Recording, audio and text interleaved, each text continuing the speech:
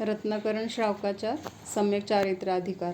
शिक्षाव्रतांचं स्वरूप आपण बघतोय, तर त्याच्यामधलं शेवटचं शिक्षाव्रत कुठलं आहे? वयावृत्त नावाचं. त्याचं दुसरं नाव काय आहे? अतिथी समिभाग व्रत. असं दोन्ही पण एकाचीच नावं आहेत. हां, मग अतिथी समिभाग म्हणजे काय? वयावृत्त म्हणजे पण सेवा करणं वगैरे, किंवा अतिथी म्हणजे जे मुनी, क्षुल्लक, क्षुल्लिका, आरिका वगैरे जे आहेत, तर त्यांच्यासाठी म्हणून नाही, पण जी काही अनुकूलता त्यांना साधनेमध्ये देता येईल, तर ती अनुकूलता देणं, त्यासाठी जे काही आवश्यक आहे ते करणं, तर त्यालाच काय म्हटलंय? वयावृत्त. तर ह्याच्यामध्ये आपण त्या दिवशी बघितलं होतं की दान देत असताना आपले काय पाहिजेत? एकतर 7 प्रकारचे गुण आहेत. कुणाचे? जो दातार आहे त्या 7 प्रकारच्या गुणांनी सहित असेल तर तो खरा दातार किंवा योग्य दातार म्हटला जातो. मग हे 7 गुण आपण त्या दिवशी बघितले होते. कुठले कुठले बघितले होते? कोण सांगतंय? श्रावकाचे 7 गुण दान देण्यासाठी. श्रद्धा, संतोष, ज्ञान, अलुब्धता, क्षमा आणि शक्ती. हे 7 गुण आपण बघितले होते. तर साधारण आपण परत एकदा थोडंसं त्याचं रिव्हिजन बघूया. पहिलं काय सांगितलं होतं? श्रद्धा गुण सांगितलं होतं की नाही? तर हे वर्णिजींचं श्रावकाचार जे आहे, तर त्याच्यामध्ये थोडंसं त्यांनी त्याचं वर्णन घेतलेलं आहे, तर ते सांगते. दातार आहार दान दे तो 7 गुणों से सहित हो.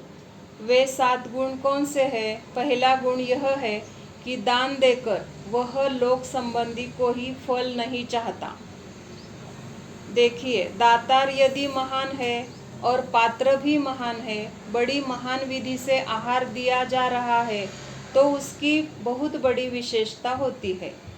म्हणजे आता इथं काय सांगितलं? 3 गोष्टी सांगितल्यात की दान देणारा, दान घेणारा आणि जे दान द्यायचं ती वस्तू, अशा 3 गोष्टी. कुठल्या कुठल्या? जो दान देणारा आहे म्हणजे दातार, आपण ज्यांना दान देतो ते पात्र म्हणजे मुनी, श्रावक, हे मुनी, क्षुल्लक, क्षुल्लिका वगैरे, आणि आपण ज्या वस्तूचं दान देतो म्हणजे आहार दान असेल, औषध दान असेल, तर ह्या वस्तू, तर ह्या सगळ्या जर वस्तू योग्य असतील, योग्य म्हणजे उत्कृष्ट, म्हणजे दाताराचे भाव उत्कृष्ट, पात्र उत्कृष्ट म्हणजे भावलिंगी संत असतील, म्हणजे सम्यक दर्शन सहित असतील, तर ते योग्य पात्र म्हटलं जातं. आणि आहार जो काही आपण देतोय तर तो अतिशय शुद्ध, योग्य किंवा अनुकूल असा असेल तर त्याला पण उत्कृष्ट आहार असं म्हटलंय. म्हणजे ह्या 3 गोष्टी जर मिळून आल्या ना एक ठिकाणी, तर त्यावेळेस तिथं पंचाश्चर्यवृष्टी होते. पूर्वी आपण ऐकलेलं आहे असं, पूर्वीच्या कथांमध्ये असं सांगितलं जातं की मुनींचा आहार झाला आणि त्या घरावरती तर काय झालं? पंचाश्चर्यवृष्टी झाली. मग असं जेव्हा पंचाश्चर्यवृष्टी होते ना, तर त्यावेळेस ह्या 3 गोष्टी कशा असतात? उत्कृष्ट असतात. म्हणजे पात्र उत्कृष्ट असतं, जे पात्रदान, जे दातार असतात ते दातार उत्कृष्ट असतात, आणि जे काही आपण दान देतो तर तो पदार्थ किंवा ते सगळंच तिथलं काय असेल ते बनवलेलं उत्कृष्टमध्ये मोडलेलं असतं. म्हणजे पवित्र पद्धतीने बनवलेलं, शुद्ध पद्धतीने, किंवा तिथं सगळं म्हणजे योग्य जे काही काळजी घेतली जाते ती सगळं, असं सगळं मिळून जेव्हा येतं तर त्यावेळेस तिथं 5 प्रकारची वृष्टी होते. त्याला म्हटलं पंचाश्चर्यवृष्टी. मग अशी कुठली आहे 5 प्रकारची वृष्टी? तर पहिल्यांदा मला आता लक्षात नाहीये, जेवढा आठवते तेवढा आपण बघूया. की जय जयकार होतो. रत्नवृष्टी आहे पहिली. रत्नवृष्टी. त्याच्यानंतर वायू. सुगंधी वायू. अजून पुष्पवृष्टी, देवदुंदुभी आणि जय जयकार. बरोबर. परत एकदा सांग सगळ्या ओळीनी. रत्नवृष्टी, स्कंद वायू, पुष्पवृष्टी, देवदुंदुभी आणि जयध्वनी. जयध्वनी म्हणजे जय जयकार. तिथं सगळा जय जयकार केला जातो, त्या मुनींचा पण आणि त्या पात्राचा पण. म्हणजे जेव्हा आदिनाथ भगवंतांना पहिल्यांदा आहार झाला ना, म्हणजे 12 महिन्यानंतर, म्हणजे 13 महिने आणि काहीतरी दिवस एवढा काळ त्यांना आहार मिळाला नव्हता. त्यानंतर जेव्हा आहार झाला, तर आहार कुठे झाला? श्रेयांश राजाच्या घरी आहार झाला. मग ह्या काळातला तर तो पहिला आहार, म्हणजे पात्र उत्कृष्ट, दातार उत्कृष्ट आणि जे दान दिलं तो पदार्थ पण उत्कृष्ट. त्यामुळे तिथं पंचाश्चर्य वृष्टी झाली. मग तिथं सगळ्याचा जय जयकार झाला. म्हणजे श्रेयांश राजाचा पण झाला, तर मुनींचा तर होणार प्रश्नच नाही, पण त्या ज्याच्याकडे ते दान झालं पहिलं तर त्याचा सुद्धा तिथं जय जयकार झाला. म्हणून सगळं उत्कृष्ट असेल तरच पंचाश्चर्य वृष्टी होते आणि नियमाने होते. म्हणजे आत्ताच्या काळामध्ये होत नाही ह्याचा अर्थ काही ना काही कुठंतरी कमतरता असते. कळलं का? म्हणजे आता आपले किती जरी भाव छान आहेत म्हटलं किंवा पात्र किती जरी छान आहे म्हटलं, कुठंतरी काहीतरी गडबड असते. त्यामुळे आत्ताच्या काळामध्ये पंचाश्चर्य वृष्टी होत नाही, कारण सगळा मिळून असं नाहीच आहे. म्हणजे काही ना काही पात्रामध्ये तरी काहीतरी प्रॉब्लेम असेल, दातारामध्ये तरी असेल किंवा दान देणाऱ्या वस्तूमध्ये तरी काहीतरी अशुद्धता असेल किंवा काही चुकीचं असेल, त्यामुळे तिथं पंचाश्चर्य वृष्टी होत नाही. मग पहिला गुण सांगितला इथं की त्याची कुठलीही अपेक्षा नाही आहे. जे काही दान देणार आहे, तर मी दान दिलंय ना आता, तर माझं नाव लौकिक व्हावा किंवा माझं काहीतरी ह्याचं काम व्हावं किंवा मला पुढं काहीतरी चांगलं पुण्य मिळावं, पुढचा जन्म चांगला मिळावा, स्वर्गात जायला मिळावं, अशी कुठलीही अपेक्षा तिथं दान देताना नसते. हां, तर पुढं अजून काय सांगितलंय, दातार इस लोक में अपनी प्रसिद्धी के लिए आहार नहीं करता. काय सांगितलं, दातार अपनी प्रसिद्धी के लिए आहार नहीं कराता. मैं लोकमान्य होऊं, राजमान्य होऊं, धन धान्य मेरे बढ़े, यश कीर्ती मेरी प्रकट होवे, ऐसा कोई फल नहीं चाहता. लक्षात येत आहे ना? म्हणजे सगळ्या लोकांनी मला जय जयकार करावा किंवा कौतुक करावं किंवा राजाकडून माझं कौतुक व्हावं, माझ्या घरामध्ये धन धान्य वगैरे भरपूर वाढावं, सगळीकडे माझं नाव यश वगैरे वाढावं, अशी कुठलीही अपेक्षा त्याची नाही. दुसरा गुण सांगितलं इथं, दातार का दूसरा गुण है वह क्षमाशील होता हुआ ही आहार देता है. म्हणजे आता काही कारणामुळे तिथं जर क्रोध कषाय होणार असे काहीतरी कारण जरी आली, श्रावक क्रोध कषाय को प्राप्त नहीं होता, कि आज बहुत मुनि आहार लेने वाले हैं, किस किस को आहार दे, ऐसे भीतर में अपनी उलझन नहीं बनाता. क्रोध न करके मुनिवरों को, उत्तम श्रावक को दान करता तो वह दातार का दूसरा गुण है. म्हणजे आता एक उदाहरणार्थ त्यांनी असं दिलंय, किंवा आता खूप दिवस झालं इथं एवढे संघ एवढे दिवस झालं इथंच आहे, आता कंटाळा आला आम्हाला, किती दान द्यायचं, दुसऱ्यांची पण जबाबदारी नाही का, कोणी जबाबदारीच घेत नाही. म्हणजे एक वेगवेगळ्या पद्धतीने काय काय होऊ शकतं. तर अशा वेळेस बिलकुल तिथं कशाय न करता मनापासून जे दान दिलं जातं तर ते म्हटलंय क्षमाशील दान.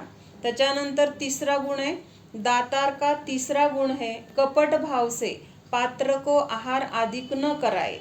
म्हणजे कुठलाही तिथं कपट मायाचार वगैरे नसणार.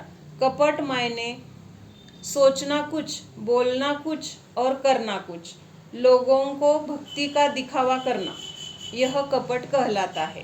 म्हणजे वरून दाखवायचं तर खूप भक्ती आहे माझी, खूप हे आहे, पण आतमध्ये तर काय आहे, काहीच भाव नाही आहे तसा, फक्त दाखवण्यासाठी करणं.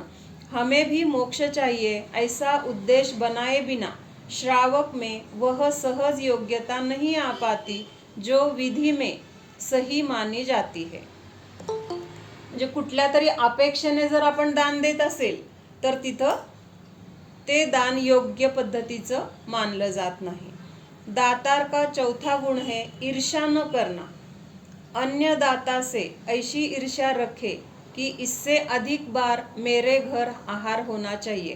म्हणजे कुणाचं जरी दुसरं कोणीतरी देतंय त्याच्यापेक्षा मी चांगलं देणार, किंवा त्याच्याकडे जेवढ्या वेळा आहार झालाय ना त्याच्यापेक्षा माझ्याकडे जास्त झाला पाहिजे, किंवा माझ्याकडे त्यांची जास्त भक्ती राहिली पाहिजे. म्हणजे अशी ईर्ष्या द्वेष मत्सर भावाने दान न करणे, हा दाताराचा चौथा गुण सांगितला.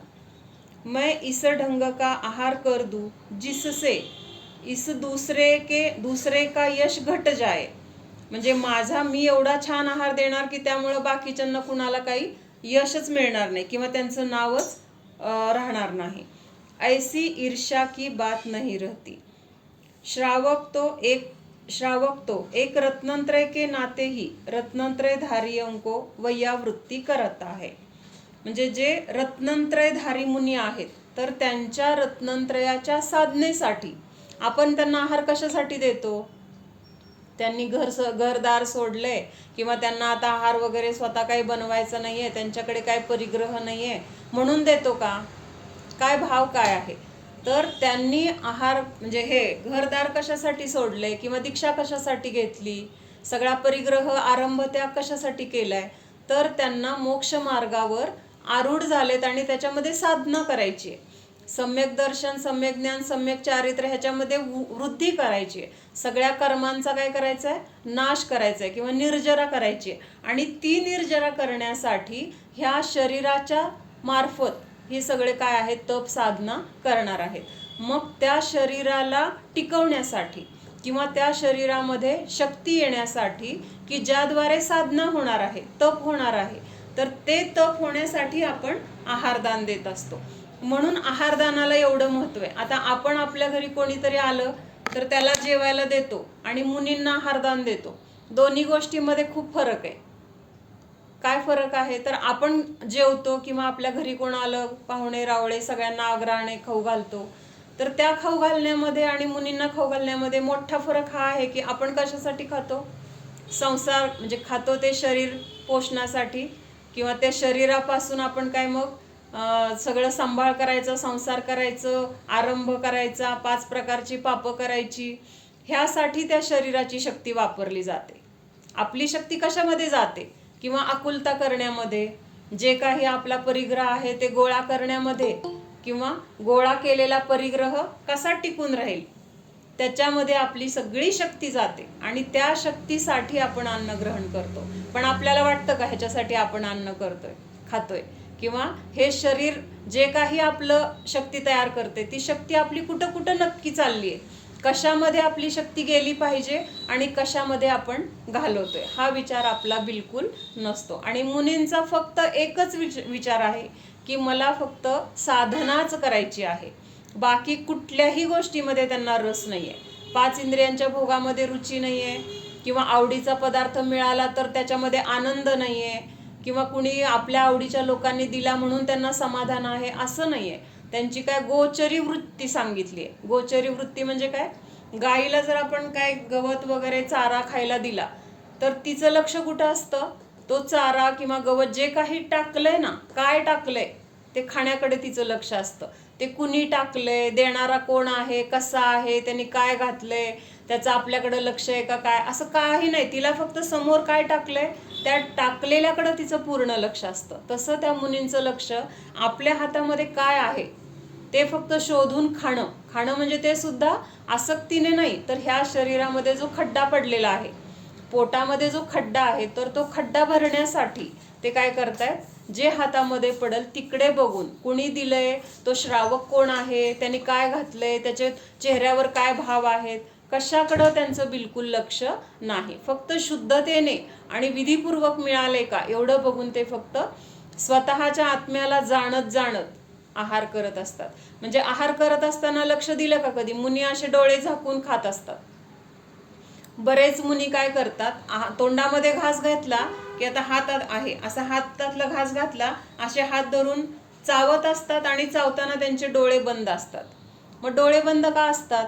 तर त्यांचं चिंतन चाललेलं असतं की मी खाणारा नाही, जाणणारा आहे, मी खाण्यावर जगणारा नाही, जीवत्व शक्तीवर जगणारा आहे, किंवा ह्या अन्नाची शक्ती शरीराला आहे, जीवाला नाही, आणि मी शरीरापासून भिन्न आहे. म्हणजे अशी भेदविज्ञानाची धारा त्यांची अन्न ग्रहण करताना सुद्धा चालू असते. म्हणून आहारदान हे महत्त्वाचं आहे. आणि आपण जे कोणी घरामध्ये आलेल्यांना देतो किंवा स्वतः खातो, घरातल्या सगळ्यांना देतो, तर त्याच्या मागं काय भावना आहे? संसाराची भावना आहे. म्हणजे संसारासाठी त्या शरीराची शक्ती उपयोगी पडते. म्हणून दान देण्यामध्ये हे पात्र वगैरे उत्कृष्ट का म्हटले जातात? मुनी किंवा आरिका, क्षुल्लक, क्षुल्लिका ह्यांना उत्कृष्ट का म्हटलंय? तर त्यांना फक्त त्यांचं जे काही अन्न ग्रहण केलं त्यापासून होणारी शक्ती साधनेमध्येच वापरली जाते.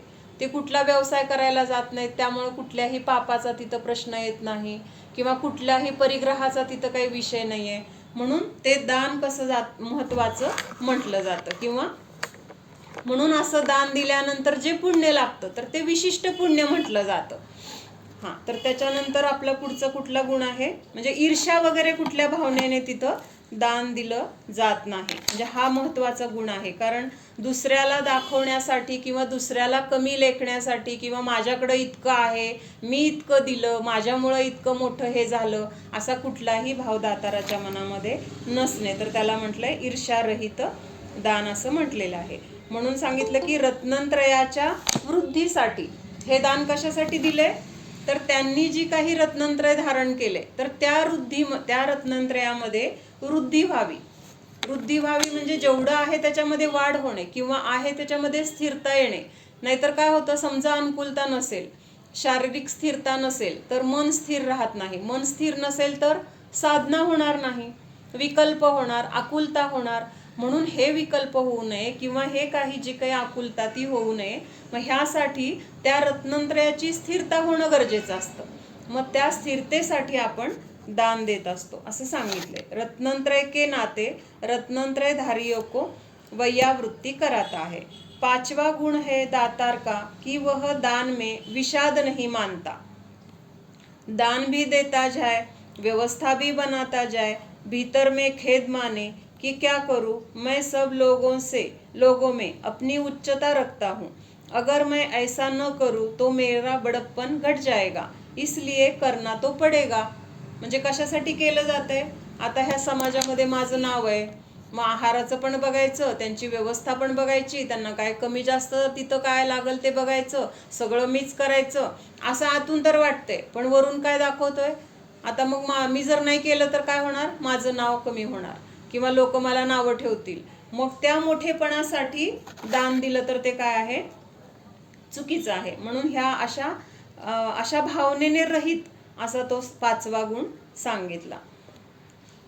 ऐसा विषाद मानता हुआ श्रावक आहार अधिक नहीं कराता, किंतु हर्ष से उमंग से उनके रत्नत्रय गुणों का चिंतन करके प्रसन्नता से वैयावृत्त करता है. 6वां गुण है श्रावक का आनंद मानना. किसी पात्र का संगम मिल जाए और निर्विघ्न आहार हो जाए तो उसका ऐसा आनंद मानता जैसे मानो कोई अपूर्व निधी प्राप्त कर ली हो.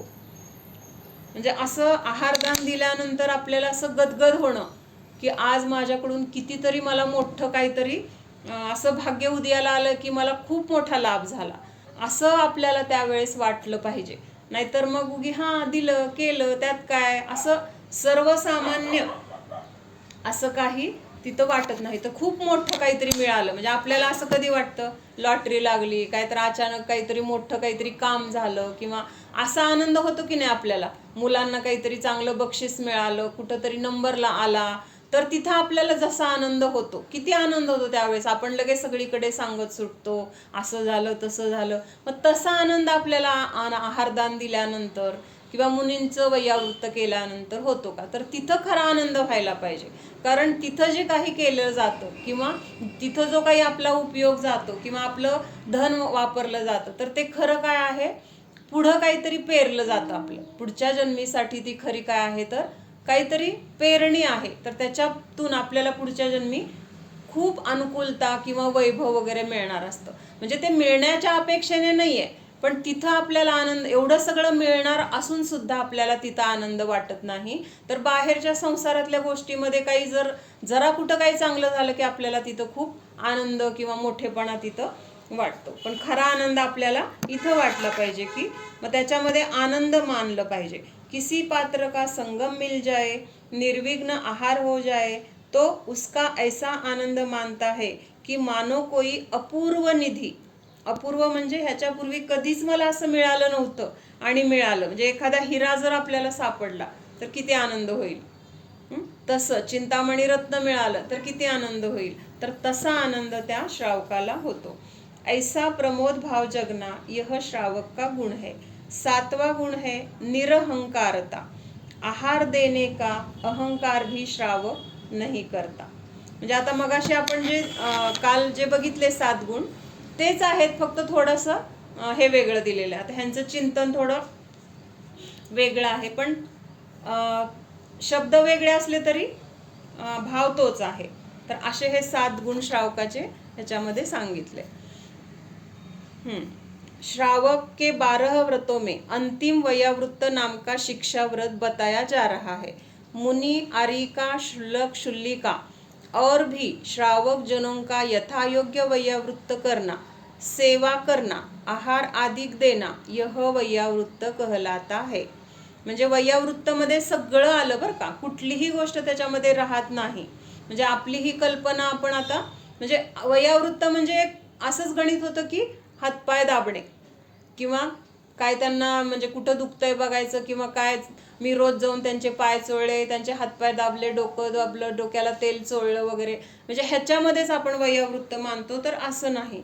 अनुकूलता देण्यासाठी जी जी आवश्यक गोष्ट आहे तर ती करणं, सेवा करणं, आहारदान वगैरे त्याच्यामध्ये सगळं आलं, औषधदान आलं, किंवा अजून दुसरी कुठलीही अनुकूलता, म्हणजे काही त्रास होत असेल त्यांना, जिथं राहतात तिथं काही त्रास असेल, काही मच्छर असतील किंवा जागा व्यवस्थित नसेल, जे जे काही तिथं आपण करू शकतो त्यांना अनुकूलता मिळते. तर तोंडाने काही सांगणार नाहीत की इथं त्रास आहे, तिथं त्रास आहे, असं ते तर सांगणार नाहीत. पण आपल्याला जे लक्षात येतंय त्या दृष्टीने आपण जर केलं तर ते काय झालं, वयावृत्त म्हटलं जातं. मग हे आपल्याला तर आता माहीत आहे की हे योग्य पात्र आहेत किंवा हे उत्कृष्ट आहेत, मोक्षमार्गावर अग्रेसर आहेत किंवा आपले आदर्श आहेत, असं आपल्याला हे सगळं माहीत आहे. पण अज्ञानाने जरी, म्हणजे जिथं माहीत नाही आहे आणि तिथं त्यांच्यासाठी सहज आपल्याकडनं एखादी जर चांगली गोष्ट झाली तर त्याचं सुद्धा पुण्य कसं आहे, म्हणजे अफलातून मिळतं पुण्य त्याचं, इतकं म्हणजे सहज केलेलं सुद्धा. आता कुंद आचार्य होते ना, कुंद आचार्य म्हणजे ज्यांचं म्हणजे गंधरानंतर ज्यांचं नाव येतं, मंगलम गौतमो गणी, मंगलम कुंदार्यो, म्हणजे मंगलम भगवान वीरो, मंगलम गौतमो गणी, मंगलम कुंदार्यो, जैन धर्मोस्तु मंगलम. म्हणजे ह्याच्यामध्ये सुद्धा महावीर भगवान, त्याच्यानंतर गणधर आणि त्याच्यानंतर नाव आहे ते कुंदाचार्यांचं आहे. म्हणजे एवढे महान होते कुंद आचार्य. त्यांनी किती मोठ्या ग्रंथांची रचना लिहिली, 84 प्राभृत ग्रंथ त्यांनी रचलेत. मग त्याच्यामधलं समयसार, प्रवचनसार, पंचास्तिकाय, नियमसार, अष्टपाहूड, हे सगळे ग्रंथ कुंद आचार्यांनी रचलेले आहेत. मग हे त्यांना एवढं ज्ञान किंवा एवढं त्यांना मोठेपणा किंवा आचार्यपद कसं काय मिळालं, म्हणजे काय केलं असेल त्यांनी मागच्या जन्मी. तर एक फक्त त्यांच्याकडून अज्ञानातून असं मुनींना दान दिलं गेलं होतं. अज्ञानी म्हणजे असं काही ज्ञान नव्हतं त्यांना की हे दान द्यायला पाहिजे किंवा हे केल्यानंतर आपल्याला काहीतरी पुढे असा फायदा होईल वगैरे, असं काही नाही. सहज त्यांना भाव झाले आणि त्यांनी दिलं, तर त्याचं फळ त्यांना. तर काय झालेलं असतं, ते मागच्या जन्मामध्ये गवळी नाही, गुराखी असतात. म्हणजे एक शेडजी असतात आणि त्या शेडजींची सगळी जनावरं ते राखायला घेऊन जात असतात. मग असंच एक दिवस सगळी जनावरं वगैरे घेऊन ते जंगलामध्ये रोज जिथं जात असतात तिथं गेले. आणि गेल्यानंतर त्यांना काय दिसलं की ते रोज जात होते तिथलं जंगल, त्या जंगलातली सगळी झाडं काय झाली, जळून भस्मसात झाली आहेत सगळी. म्हणजे काल सगळं चांगलं होतं आणि आज गेले तर तिथलं सगळं काय झालंय, रात्रीत काय जळून सगळं खाक झालेलं आहे. पण एक झाड त्यांना असं दिसलं की त्या झाडाला, सगळ्या झाडांमध्ये असून सुद्धा त्याला काहीच नाही झालेलं. म्हणजे ते तसंच हिरवगार आहे आणि जवळची सगळी झाडं जळलीत, पण ह्याला थोडी पण कुठं काही जळलेलं नाही आहे किंवा काहीच नाही. मग त्यांना आश्चर्य वाटलं की बाबा असं कसं काय झालं, सगळी झाडं जळली आहेत आणि हे झाडच कसं काय सुरक्षित राहिले. मग त्यांनी त्या झाडाजवळ जाऊन जरा असं निरीक्षण केलं, तर त्या झाडाच्या एक ढोलकी असते, काय असतं त्याला, ढोल काय म्हणतात, असं मध्ये पोकळी वगैरे असते ना झाडाला, तर त्याच्यामध्ये एक पुस्तक दिसतं त्यांना. ढोलकीच म्हणतात. हा, तर मग त्याच्यामध्ये त्यांना एक पुस्तक दिसतं. आता त्यांना हे पण माहित नाहीये हे पुस्तक कसलं आहे, काय आहे. तर ते नेमकं काय असतं, तर ते जिनवाणी असते. आणि मग त्यांना त्याचं आश्चर्य वाटतं की ह्या पुस्तकामुळं बहुतेक हे झाड वाचलेलं आहे, असं एवढं ज्ञान त्यांना होतं. म्हणजे हे पुस्तक काय आहे, काहीतरी महत्वाचं आहे, एवढंच त्यांना. आता त्यांना स्वतःला वाचता येत नाही किंवा कुणाला विचारायचं तर तिथं जंगलामध्ये कोण त्यांना सांगणारं वगैरे पण नाहीये. पण त्यांना एवढं नक्की कळलं की सगळं जंगल जळले, सगळी झाडं जळली आहेत, पण एका ह्या पुस्तकामुळे हे झाड इथलं वाचलेलं आहे, म्हणजे ह्याचं काहीतरी महत्व वेगळं आहे. योगायोगाने थोड्या वेळाने त्यांना तिथे एक मुनी दिसतात आणि ते मुनी दिसल्यानंतर त्यांना असे भाव होतात की हे त्यांना बघितल्यावर पण त्यांना असं वाटतं की हे पण कोणीतरी एक महान पुरुष आहेत आणि ते पुस्तक घेतात आणि त्या मुनींना ते देतात. एवढं त्यांनी काय केलं तर तिथं ज्ञानदान दिलं. आता त्यांना माहित नाहीये हे पुस्तक आपण देतोय किंवा हे पात्र उत्कृष्ट आहे, म्हणून मग अशी म्हटलं ना की पात्र आणि दातार आणि देणारी वस्तू ह्या तीन गोष्टी जर जुळून आल्या तर त्याचं खूप मोठं महात्म्य आहे.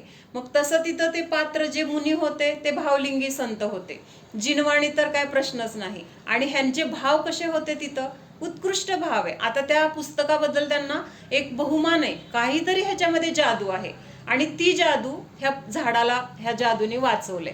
मग ही पुस्तक आपण चांगल्यांना कुणाला तरी देऊया, मला तर त्यातलं काही कळत नाही, ह्या भावनेने त्यांनी मुनींना दान दिलं.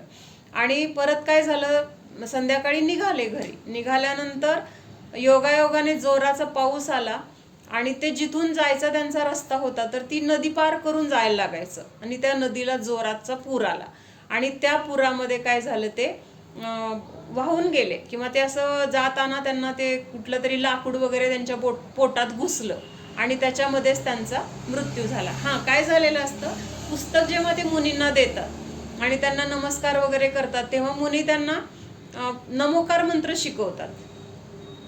बाकीचं काय तेवढं म्हणजे नमोकार मंत्र तेवढं तू हे केव्हा पण म्हणत जा वगैरे असं म्हणून त्याला ते नमोकार मंत्र त्या मुनींनी सांगितलेला असतो आणि त्या मुलाला इतका आनंद झालेला असतो. आता इथं सांगितलं ना की काहीतरी अपूर्व निधी मिळाली असा आनंद त्या मुलाला झालेला असतो. एक तर ते पुस्तक बघून त्याला आनंद झालेला असतो, हे झाड वाचलं म्हणजे आपल्याला काहीतरी अशी अघटित घटना घडल्यावर विशेष वाटतं ना, तसं त्याला वाटलेलं असतं. परत मुनी भेटले, मुनींना दिलं, ते दिल्यानंतर पण समाधान वाटलेलं असतं. परत मुनींनी काहीतरी मला सांगितलंय आणि ते नमोकार मंत्र गुणगुणत असतो, काय गेलेला असतो सतत ते गुणगुणतच असतो आणि ते पोटात लाकूड घुसलं त्याच्यामध्ये त्याचे प्राण जाताना सुद्धा त्याच्या मनामध्ये काय विचार आहे, ते गुणगुणतच त्याचे प्राण गेलेले आहेत आणि त्याचं फळ म्हणून काय म्हणजे तिथं अशा भावनेमध्ये त्याचं मरण झालं आणि सगळं उत्कृष्ट मरताना सगळे त्याचे परिणाम उत्कृष्ट आहेत. ज्या शेठजींच्या घरी तो काम करत होता त्या शेठजींच्या घरीच परत तिथं ते कुंदाचार्यांचं जीव म्हणून तिथं ते जन्मले आणि मग तिथून पुढं त्यांचं काय आहे ते पुढचं सगळं म्हणजे 8व्या वर्षी वगैरे त्यांनी दीक्षा घेतली, 11व्या वर्षी तर त्यांना आचार्यपद मिळालं, कुंदाचार्य झाले. त्याच्यानंतर मग त्यांना सिमंदर स्वामींच्या समोसरणात जायला मिळालं. म्हणजे हे सगळं पुढचं इतकं जी काही त्यांना अनुकूलता किंवा त्यांचा ज्ञानाचा क्षयोक्षम एवढा होता की म्हणजे एवढं सगळी रचना करणं सोपी गोष्ट नाहीये. 84 प्राभृत म्हणजे 84 ग्रंथ त्यांनी रचले आणि ते सगळं ज्ञान त्यांना ते ज्ञानदानाचं फळ होतं. कुठल्या ज्ञानदानाचं, ते पुस्तक जे त्यांनी दान दिलं तर त्याचं फळ म्हणून त्यांना ते पुढच्या जन्मी त्यांचं ज्ञान एवढं क्षयोक्षम त्यांचा एवढा अफाट होता की सगळं रचना वगैरे त्यांची झाली त्यांच्याकडनं. म्हणून दान इतकं महत्वाचं आहे की कोण देतंय, कसं देतंय आणि भाव किंवा ती वस्तू ह्या सगळ्या गोष्टींना एवढं महत्व आहे. मग काय बघत होतो आपण, तर ह्या सगळ्या गोष्टी म्हणजेच वयावृत्त म्हटलं जातं. त्याच्यानंतर आपण बघितलं होतं की 9धा भक्तीने आपण आहारदान देतो. मग ही 9धा भक्ती कुठली सांगितली होती, 9 प्रकारची भक्ती सांगितली होती. तर हे कोण सांगतंय 9धा भक्ती?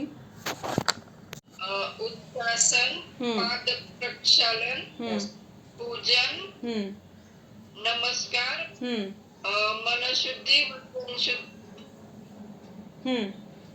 कायशुद्धी आणि आहारशुद्धी. म्हणजे आपण जसा क्रम जरी लक्षात ठेवला ना, पाठ करायची पण गरज पडत नाही. पडकाहन केलं आहे की नाही, त्याच्यानंतर उच्चासन, पाद प्रक्षालन, पूजन, नमस्कार. मग शुद्धी सांगताना तिथं मन शुद्धी, वचन शुद्धी, काय शुद्धी, आहार पाणी शुद्ध आहे म्हणजे नमस्कार एक राहिला मध्ये. म्हणजे असं क्रमाने आपल्याला आपोआप लक्षात राहतं, म्हणजे तिथं वेगळं पाठ करायची पण गरज नाही.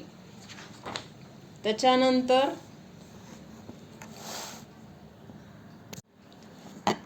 गृहकर्मणापि निचितं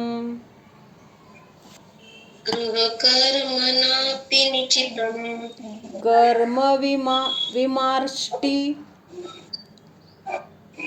कर्मविमाष्टे कर्म विमार्ष्टि र आणि ष्टी म्हणायचं विमार्ष्टि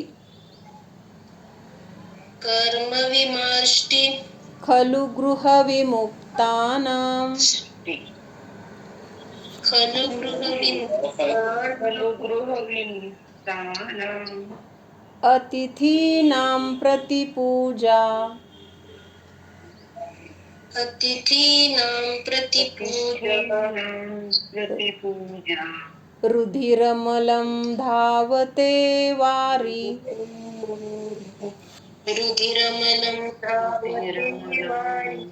आता ह्याच्यामध्ये काय सांगतायत आतापर्यंत आपण स्वरूप बघितलं वयावृत्तामध्ये काय काय किंवा कसं करायचं आता जे काही वयावृत्त करणार किंवा जे काही दान देणार तर त्याचं फळ काय मिळणार दान का फळ ह्याच्यामध्ये सांगितले मग गृहकर्म नापी निश्चितम म्हणजे गृहस्थ अवस्थामध्ये असताना आपल्याकडून ज्या ज्या प्रकारचे पाप होतात किंवा जे काही आपण करतो आरंभ आदी क्रिया व्यवसाय आदी क्रिया तर त्या क्रिया करत असताना विना पापाच्या त्या क्रिया होतच नाहीत म्हणजे तिथं हिंसा विराधना आहे सगळे बाकीची पापं आहेत तर ही जी काही पापं गोळा झालेली असतात ती पापं नष्ट करण्यासाठी काय आहे हे दान म्हणजे कुणाला दान आहे गृहविमुक्ताना म्हणजे घरामध्ये राहून आपण जे जे काही पापं करतो ती पापं नष्ट करण्याचं साधन म्हणजे जे कोणी गृहविमुक्ताना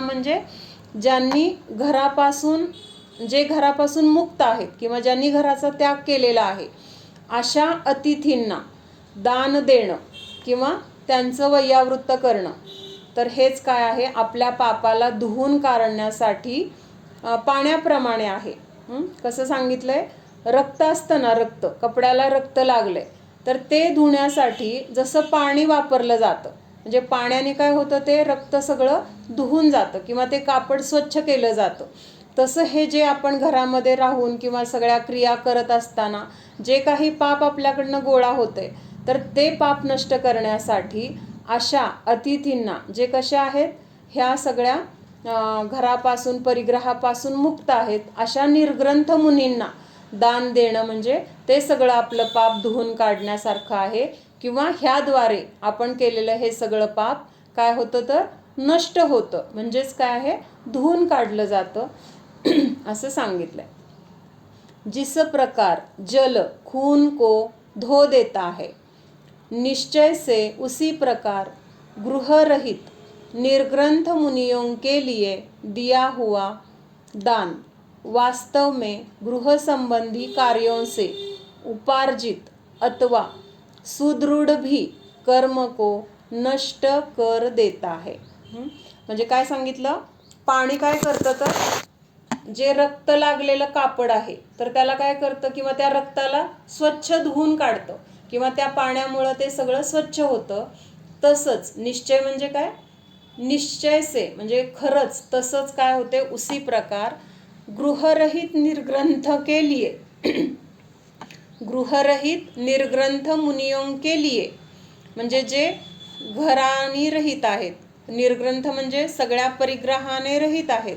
अशा मुनींना दिलेलं ते दान काय होतं वास्तव में म्हणजेच खरं गृहस्थी संबंधी कार्यों से घरामध्ये गृहस्थावस्थेमध्ये असताना जे काही कार्य आपल्याकडनं होतात तर त्याच्या निमित्तात उपार्जित म्हणजे ते कार्य करत असताना जे काही पाप गोळा झाले ते पाप अथवा सुदृढ म्हणजे खूप वाईट पाप जरी आपल्याकडनं झालेली असली वाईट म्हणजे मोठे गुन्हे किंवा आणखीन खूप काही पूर्वजन्मीचा असेल असं जे जे काही पाप असेल तर ते सगळं पाप काय होतं ह्या दान देण्यामुळं धुवून काढलं जातं म्हणजेच ते कर्म सगळे नष्ट होतात म्हणजेच हे दान काय करतं तर आपले जे काही पूर्वीचे पाप कर्म आहेत तर त्या पाप कर्मांना धुण्यासाठी काय आहेत, पाण्याप्रमाणे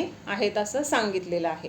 म्हणजे पूर्वीचं किती जरी मोठं पाप असेल, निधत्ती निकाचित म्हटलं जातं. निधत्ती निकाचित हे सगळ्यात सुदृढ म्हणजे जे लवकर संपत नाही किंवा नष्ट होत नाही, खूप काळपर्यंत भोगावं लागतं आणि खूप वाईट रीतीने भोगावं लागतं. म्हणजे त्याचे परिणाम खूप तीव्र किंवा दुःखदायक असतात. अशा कर्मांना काय म्हणतात, निधत्ती निकाचित कर्म.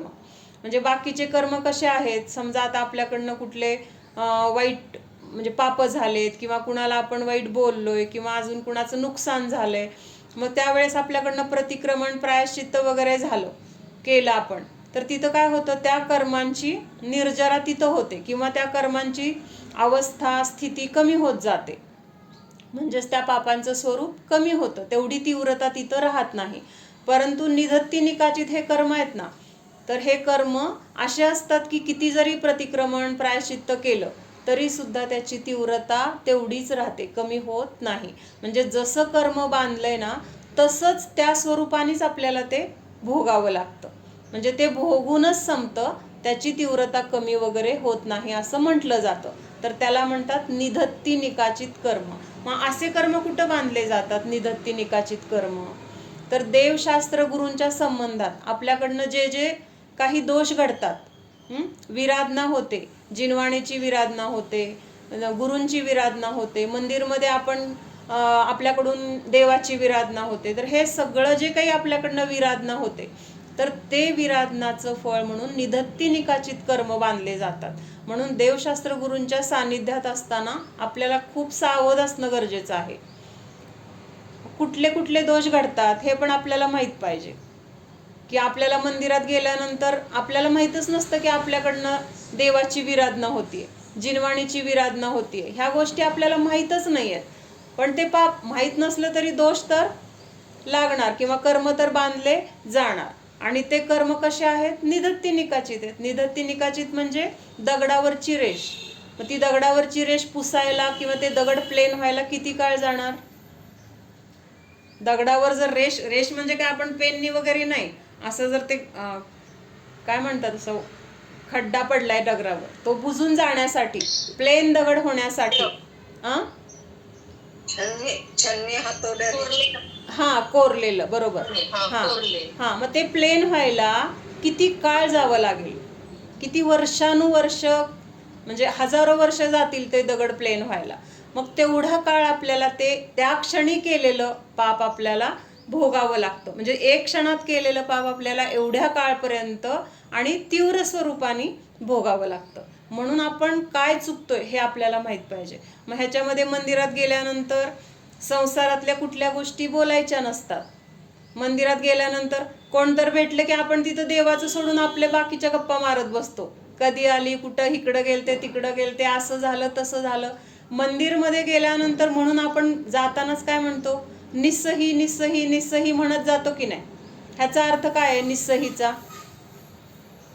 किंवा निस्संगोहम. निस्सही म्हणजे देवांना म्हटलं जातं, निस्संगोहम म्हणत जातो. निस्संगोहम निस्संगोहम म्हणजे काय, सर्व प्रकारच्या परिग्रहाने रहित होऊन मी भगवान तुमच्याकडे येतोय.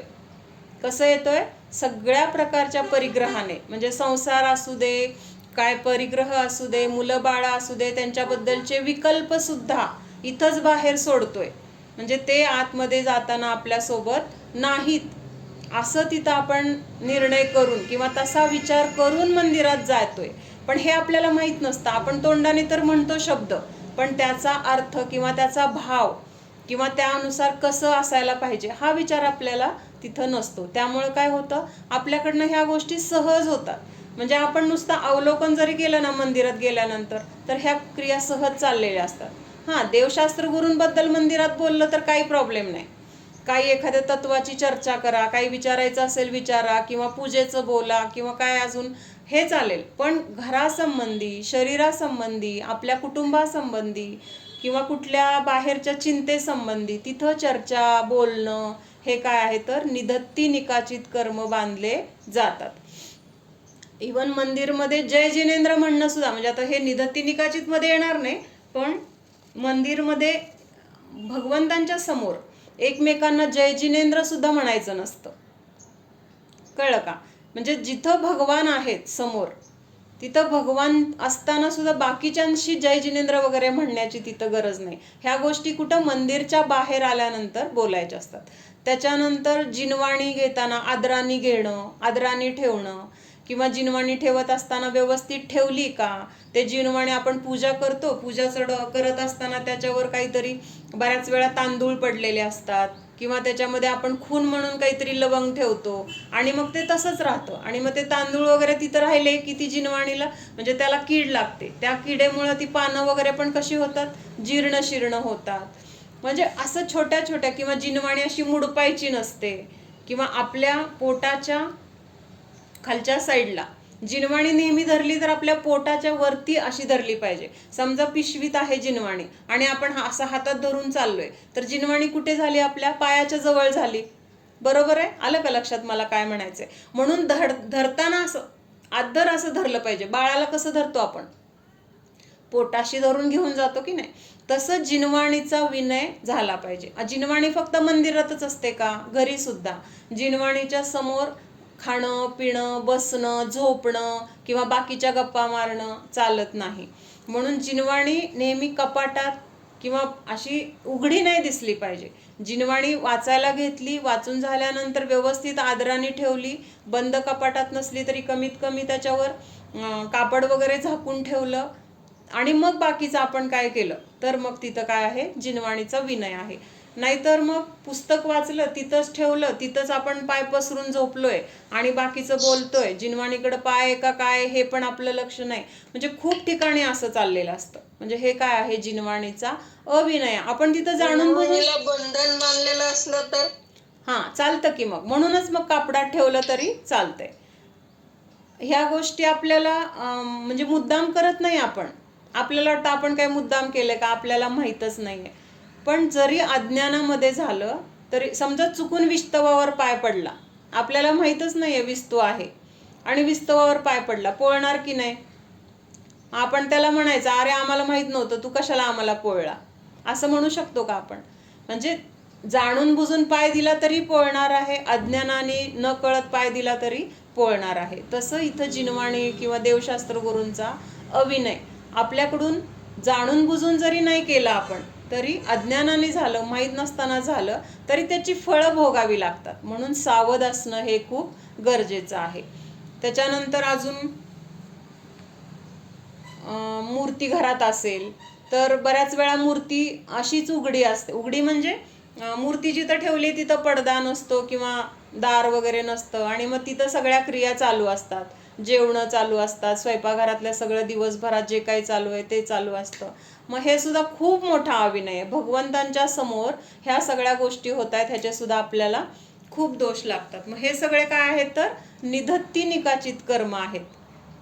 म्हणजे असे कर्म सुद्धा म्हणजे वज्रलेपो भविष्य फोटो असेल तर नाही, फोटो नाही. फोटो म्हणजे काय प्रतिष्ठा झालेली नसते ना, त्यामुळे फोटो नाही.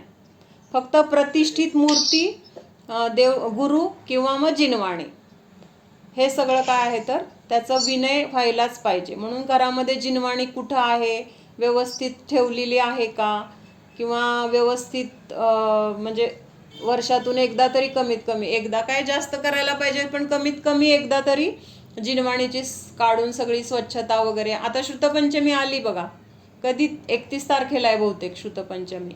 मग त्या दिवशी सगळी आपल्या घरामधली जिनवाणी काढून व्यवस्थित बघून करून स्वच्छ कपड्याने पुसून जिथं ठेवायचं ते जागा स्वच्छ करून मग ठेवणं, हे सुद्धा काय आहे, विनय करणं आहे.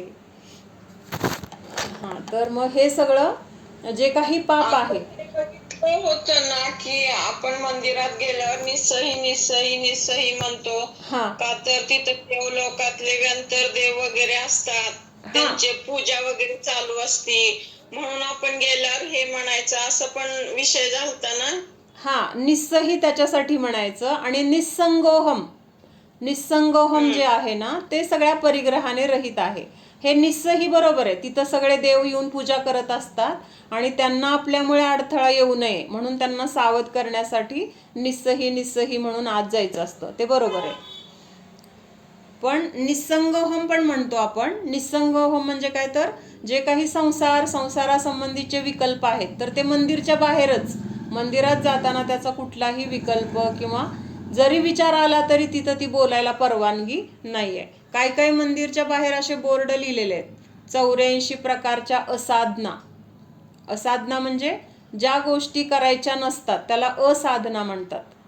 तर त्या कुठल्या कुठल्या गोष्टी आहेत तर त्याचे बोर्डवर लिहिलेलं आहे सगळं. इथं पंढरपूरला आहे मंदिरमध्ये तसं लिहिलेलं की 84 गोष्टी आहेत की ज्या देवशास्त्र गुरूंच्या सान्निध्यात करायच्या नसतात, किंवा त्या केल्या तर तिथं काय होतं तर निदत्ती निकाचित कर्म बांधले जातात असं.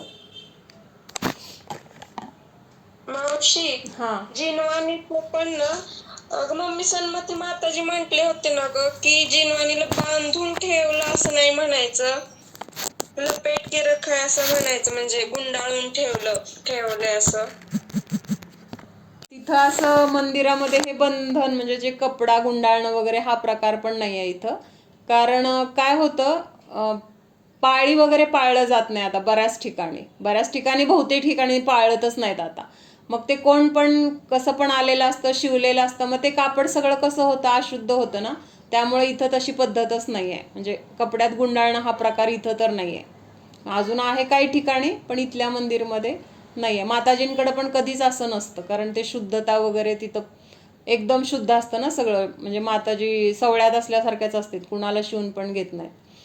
म्हणजे जे शुद्धात येतात त्यांनाच शिवून घेतात. मग ते बंधन वगैरे असेल किंवा जिनवाणी अशी बांधलेली असेल तर ती मग सगळं कोण पण घेणार, कोण पण ठेवणार, मग अशुद्ध होणार. म्हणून तिथं पुस्तकं सगळी कपाटात व्यवस्थित खूप विनयाने ठेवलं जातं, घेतलं जातं. म्हणजे असं जाता येता जर आता कपाटात बंद जिनवाणी आहे पण त्या साईडनी चाललेत कपाटाजवळून, तर माताजी 3 वेळा नमस्कार केल्याशिवाय तिथून जाणार नाहीत. म्हणजे इतका विनय जिनवाणीबद्दल असं. ते आपल्या घरी आहार घालताना त्यावेळेस जिनवाणी अशी वर ठेवली होती मी, बांधून ठेवली होती.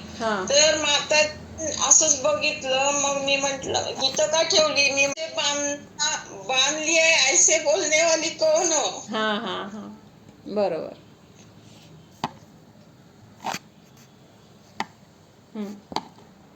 तर ते सुदृढ कर्म जे म्हटलंय ना, तर हे कर्म म्हणजे जे निधत्ती, कशासाठी सांगितलं हे, तर हे निधत्ती निकाचित वगैरे हे कर्म सुद्धा ह्याच्यानी दानामुळे वगैरे नष्ट होतात, हे सांगायचं होतं मला. म्हणजे जे बाकीच्या कुठल्या प्रतिक्रमण वगैरे पश्चाताप किंवा ह्याच्यानी होत नाही, पण अशा दानाच्या द्वारे म्हणजे दान देताना आपले जे परिणाम उत्कृष्ट असतात, विशुद्ध असतात, तर त्या विशुद्धतेद्वारे ह्या दानामुळे काय होतं, ते निधत्ती निकाचित सुद्धा कर्म काय होतात तर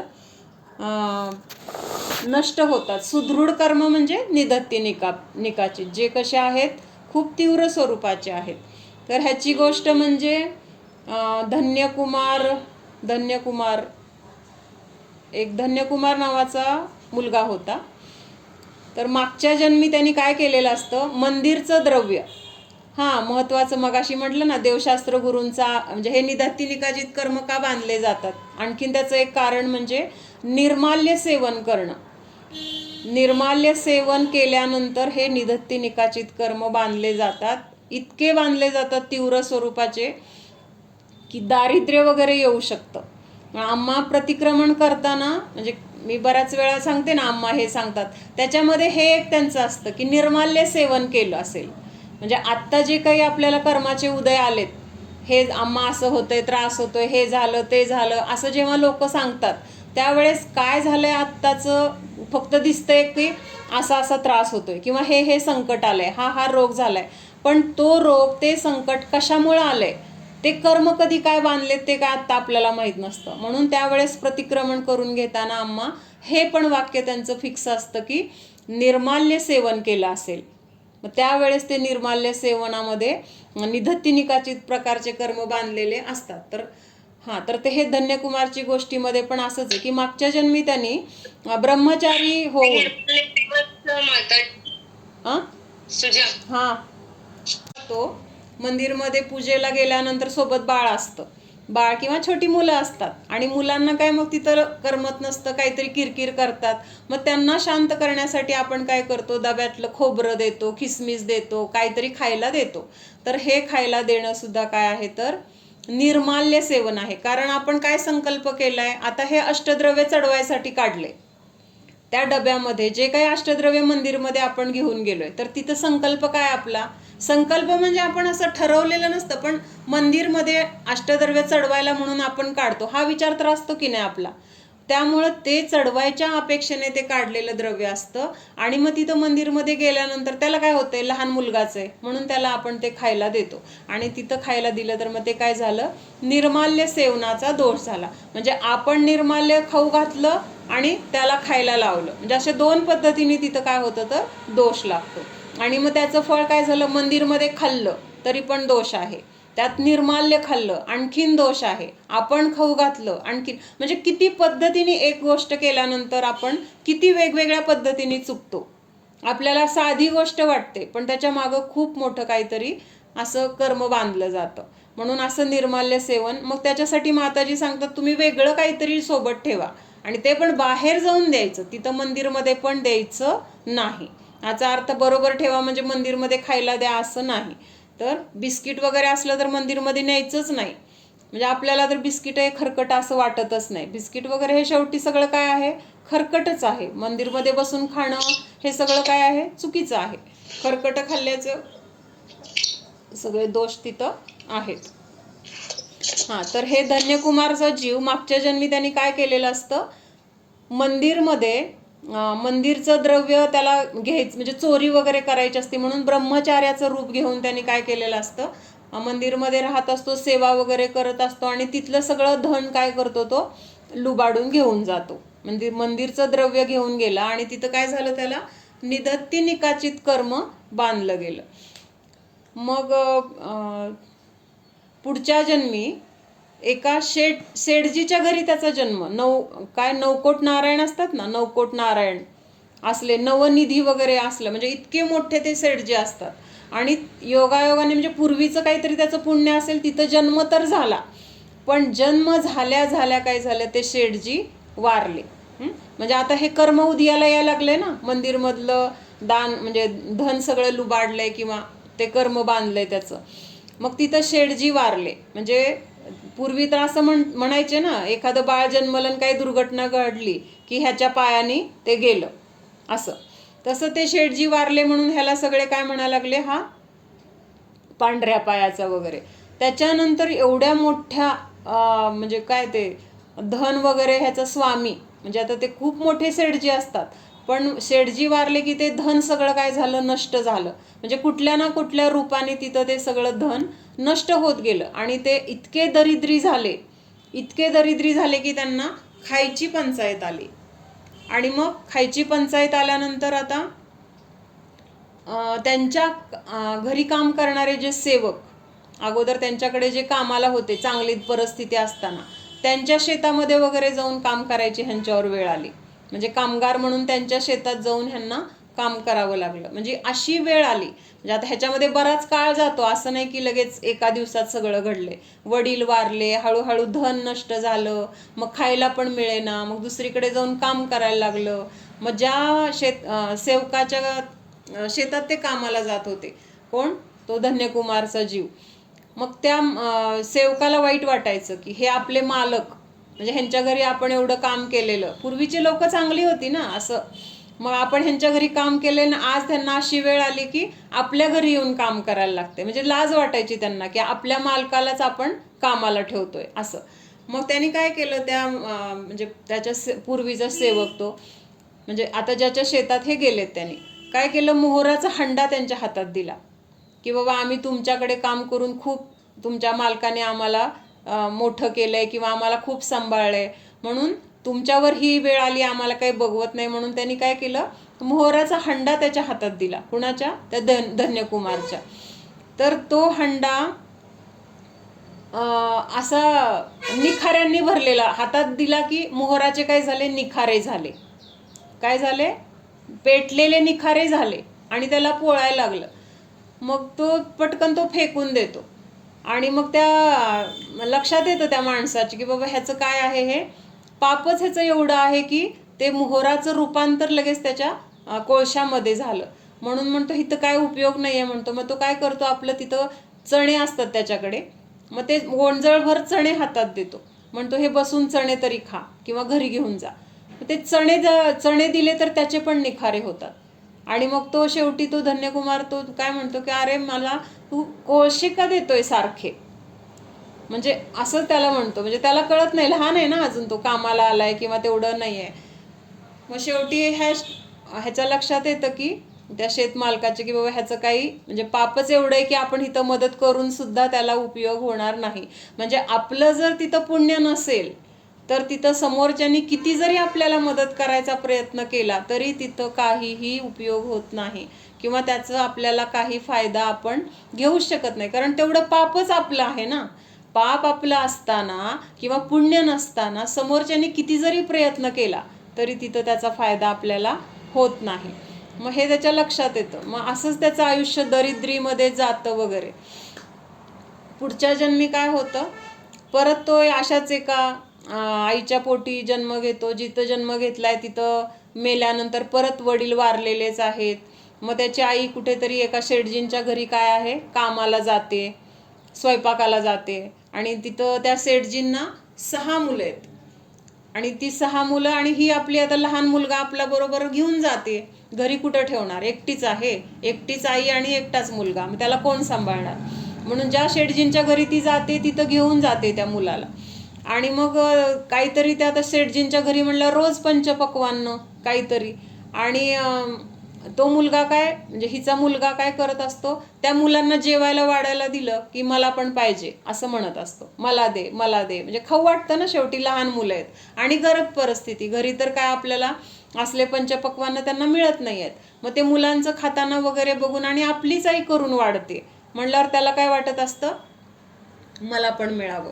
पण ती मुलं जी असतात ना शेठजींची, ती मुलं आगाव असतात आणि ती मुलं काय ह्याला देऊ देत नसतात. आणि त्यांनी मागायला लागलं तर उलट त्याला काय करतात, भांडायला जातात किंवा मारायला जातात वगैरे, असं त्याला त्रास देत असतात. ती 6 मुलं एकीकडे आणि हा एकटा एकीकडे असतो. मग एक दिवस असंच त्यांनी खीर केलेली असते, म्हणजे कुणी त्याच्या आईने खीर करून त्या 6 मुलांना जेवायला वाढलेली असते. आणि हा मुलगा म्हणत असतो की आई मला पण खीर दे. मग आता आई कशी देणार ना खीर, मग ती त्याला शांत बसवत असते. पण ही बाकीची 6 मुलं काय करतात, त्याला येऊन मारतात, तू का आमची खीर मागतो म्हणून. आणि मग तो रडत बसतो. मग रडत बसल्यावर तेवढ्यात शेठजी येतात तिकडून आणि ते विचारतात की हा का रडतोय. मग ती सांगते की काही नाही, तो असं असं खीर मागतोय आणि खिरीसाठी रडतोय. मग ते शेठजी म्हणतात, चांगले असतात ते, म्हणतात हे सगळं काहीतरी खिरीला लागणारं साहित्य घेऊन जा घरी आणि करून तुझ्या मुलाला वाढ असं सांगतात आणि जातात निघून. मग ती ते साहित्य घेऊन घरी जाते आणि दुसऱ्या दिवशी खीर बनवते. आता हे निधत्ती निकाचित कर्म त्यांनी बांधलेलं आहे ना. मग आता ते निधत्ती निकाचित कर्म किती म्हणजे भवातून त्याला फेडावं लागतंय. म्हणजे जेव्हापासून ते द्रव्य मंदिरचं त्यांनी चोरले तेव्हापासून त्याला दरिद्रच आहे. दारिद्र्य असून सतत अपमान, कुणाच्या तरी घरी जाऊन काम करायचं, कष्ट करायचं. म्हणजे आता आपल्याला गोष्ट खूप छोटी वाटते, म्हणजे धन काय चोरलं, सगळं काय गेलं, लगेच गेलं असं नाही, पण त्याच्यामध्ये खूप काळ त्याला तिथं दुःख भोगावं लागले. आता प्रत्येक भावात असं दुःख भोगावं लागते, म्हणजे किती काळ त्याला ते भोगावं लागलं. मग त्या दिवशी दुसऱ्या दिवशी ते सगळं आईने द्रव्य आहे त्याच्यापासून छान खीर बनवली आणि सगळं शुद्ध पद्धतीनेच असायचं पूर्वीचं. आणि मग काय विचार केला तिने, खीर तर बनवून झाली आहे, मग ती मुलाला सांगते की आता मी पाणी घेऊन येते, पाण्याला जाते मी आणि आल्यानंतर आपण खीर खाऊया. पण तोपर्यंत जर मी येईपर्यंत एखादे मुनी आले तर तू काय करायचं, मुनींना पडगाहन करून घे, एवढं सांगते आणि जाते. आता त्याला पडगाहन करायचं काय, किती छोटा मुलगा तो, 7-8 वर्षाचा मुलगा, त्याला काय एवढं कळत नाहीये. आणि योगायोगाने ती गेली पाण्याला आणि मुनी तिथून चाललेले असतात, आहाराला निघालेले असतात. आणि मग तो काय करतो, तो मुनींना पुढे जाऊ देत नाही. थांबा, माझी आई येते आत्ता आणि तुम्हाला इथं थांबून ठेवायला सांगितले, असं करून तो मुनींना पुढे जाऊ देत नाही. आई येते तेवढ्यात, मग ती व्यवस्थित पडगाहन वगैरे करते आणि विधीपूर्वक तिथं काय होतं, आहार दिला जातो, म्हणजे शुद्ध द्रव्य. त्याच्यानंतर पात्र उत्कृष्ट आणि त्यांचे भाव पण उत्कृष्ट. आता हा मुलगा काल त्या खिरीसाठी रडत होता की नाही, आई मला खीर दे, आई मला खीर दे. आता तिथं खीर बनवली आहे, किती बनवली आहे त्यांनी, दोघांपुरती. आता त्या शेठजीने द्रव्य दिलं असेल म्हणजे खूप तर दिलेलं नसणार, किती दिलं असणार, दोघांपुरतं त्यांनी दिलेलं असतं, तेवढंच त्यांनी केलेले असते. पण आता आहार द्यायला लागल्यानंतर तो मुलगा काय म्हणतोय, आई अजून दे, सगळी दे, माझ्या वाटणीची पण दे. म्हणजे इतकं त्याला असा आतून आनंद झालेला आहे ना. आणि मग तिथं ते मुनी पण कसे असतात, अक्षीण संवास वृद्धिवाले मुनी असतात. आणि तिथं एवढीशी भांड्यामधली खीर असते, पण चक्रवर्तीचं सैन्य जरी आलं, ते सगळं गाव जीवन गेलं तरी ती खीर संपत नाही. म्हणजे आणि तिथं त्याचं ते कर्म नष्ट होतं.